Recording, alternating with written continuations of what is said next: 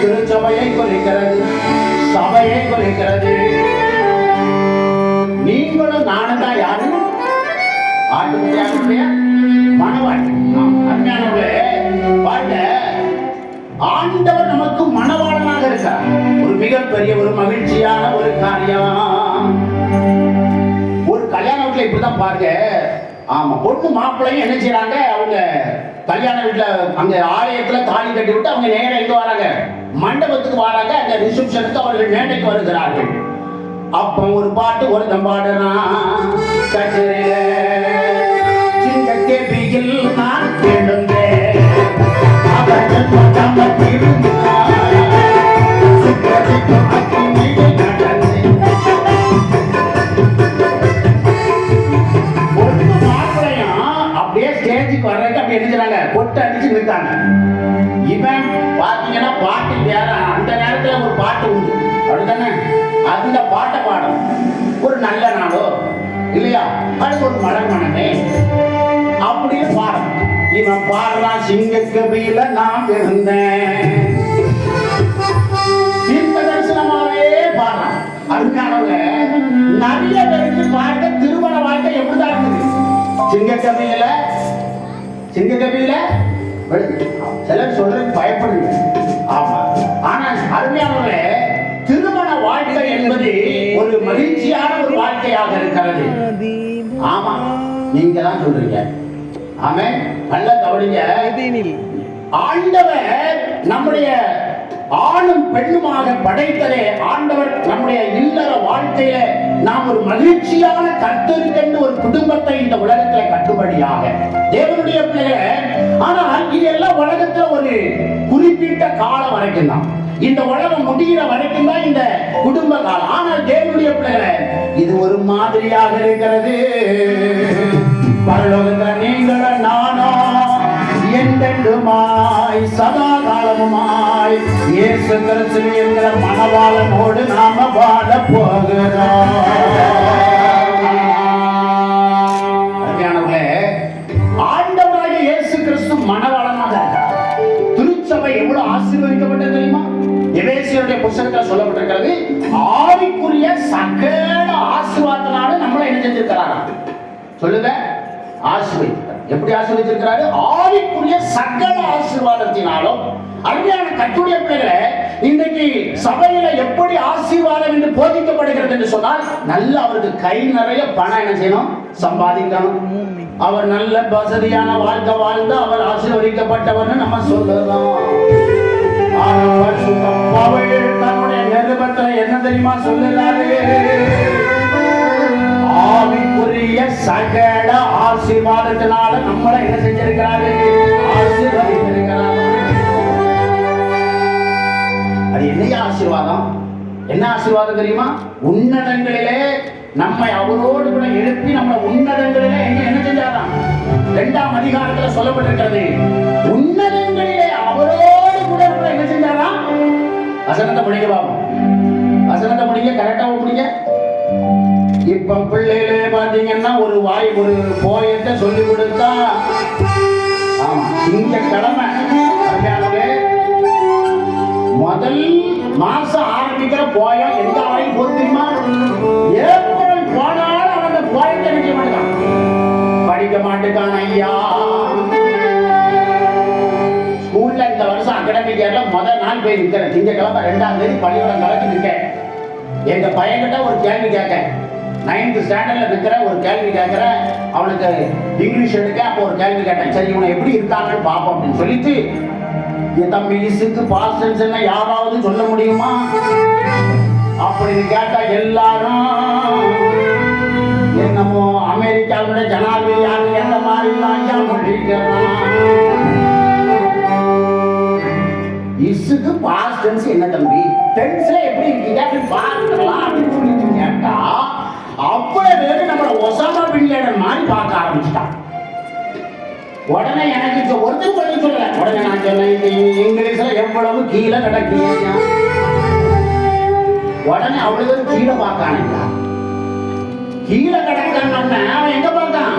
கீழே பார்க்கான இவனுக்கு நான் எப்படி ஒரு போயத்தை படிக்க வச்சு நான்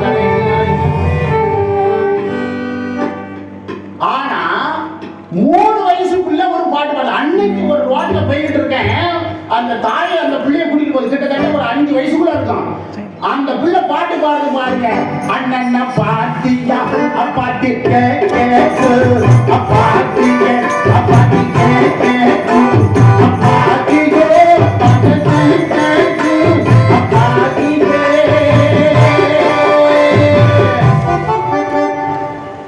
இந்த பாட்டை அந்த பிள்ளை படிச்சு போகுது. இது நம்ம மொழியும் கிடையாதுங்க, இது தாய்லாந்து மொழி. இந்த பாட்டை பாடாம நம்ம பிள்ளைகள் படிக்க முடியுது ஐயா.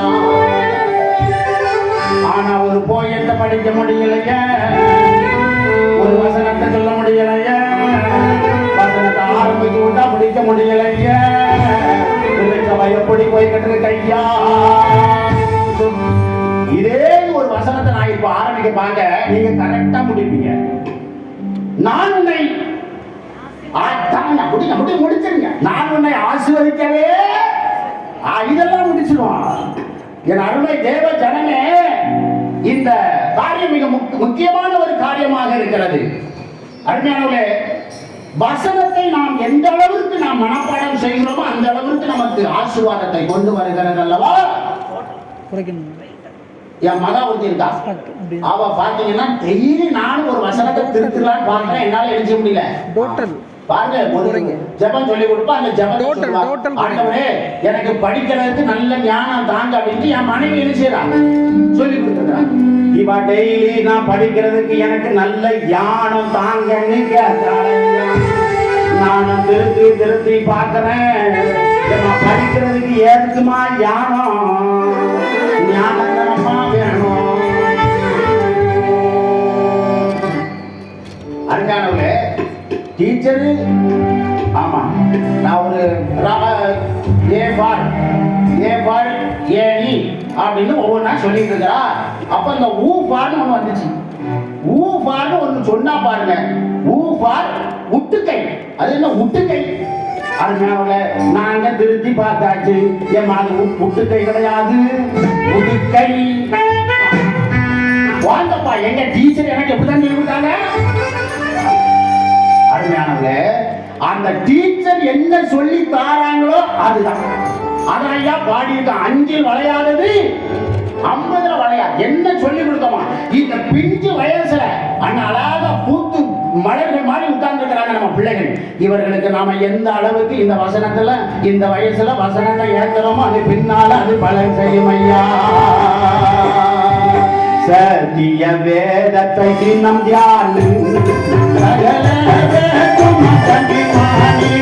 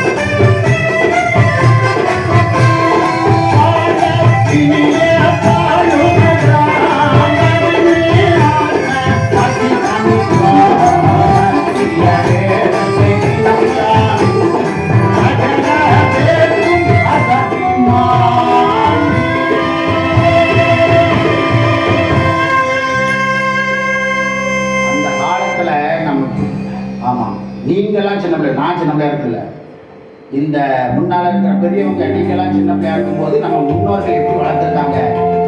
ஆலயத்துல அன்னைக்கு ஞாயிற்றுக்கிழமை ஐயர்வாள் என்ன செய்தி கொடுத்தாரோ அதை என்ன செய்யணும், அப்படிதான் அன்னைக்கு சாப்பாடுலாம் கொடுத்து என்ன செஞ்சிருக்கிறாங்க, வளர்த்திருக்கிறாங்க ஐயா.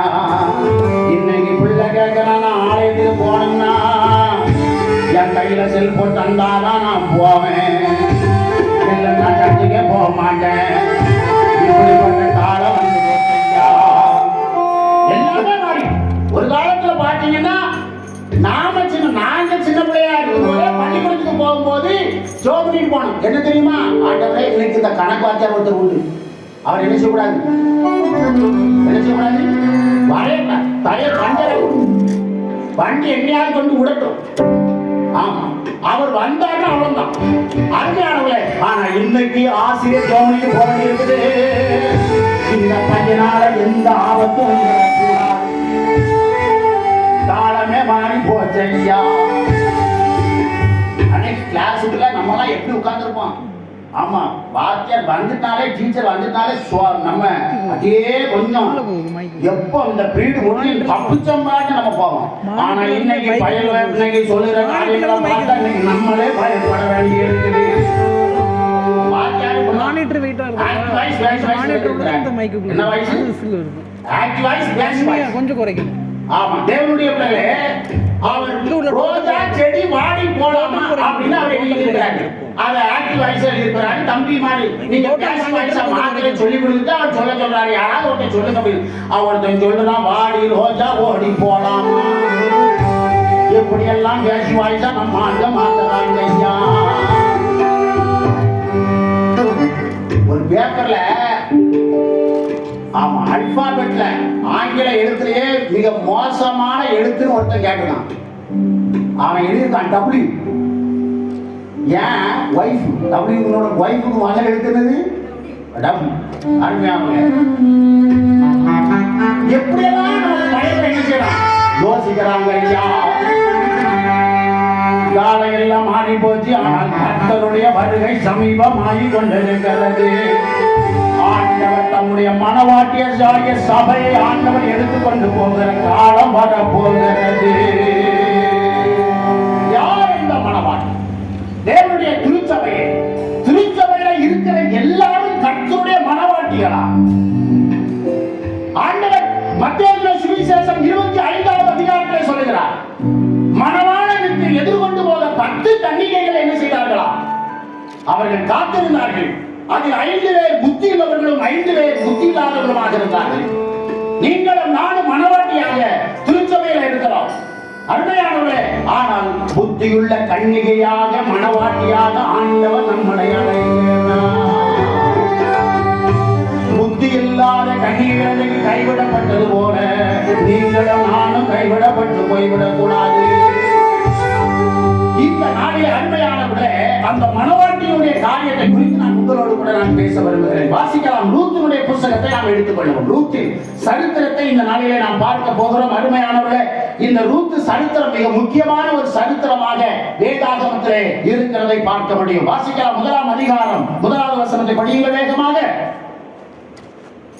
என்னாச்சு? வண்டி ஸ்லோவாயிட்டு.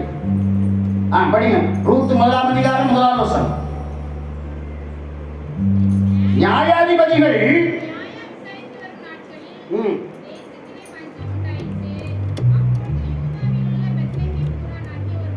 ஒரு மனுஷன் தன் மனைவியோடும் 2 குமாரரோடும் கூட மோவா தேசத்திலே போய் சஞ்சரித்தான். அருமையானவர்களே, நியாயாதிபதிகள் நியாயம் விசாரித்து வருகிற காலங்கள் அந்த நாட்களிலே அருமையானவர்களே அநேக பஞ்சங்கள் வந்தது உண்டு. ஆனால் இங்கே ஒரு பஞ்சம் வருகிறது. இந்த பஞ்சத்திலே ஒரு குடும்பம் அங்கே இஸ்ரவேல் தேசத்தை விட்டு மோவா தேசத்துக்கு போகிறதை நாம் பார்க்க முடியும். மொத்தம் இஸ்ரவேலை அருமையானவர்களே 40 நியாயாதிபதிகள் நியாயம் விசாரிக்கின்றார்கள். முதலாவது நியாயாதிபதியினுடைய பெயர் தெரியுமா? சொல்லுங்க பாப்போம். முதலாவது நியாயாதிபதியினுடைய பெயர் என்னையா? இஸ்ரவேலை நியாயம் விசாரித்த முதல் நியாயாதிபதி அருமையானவர்களே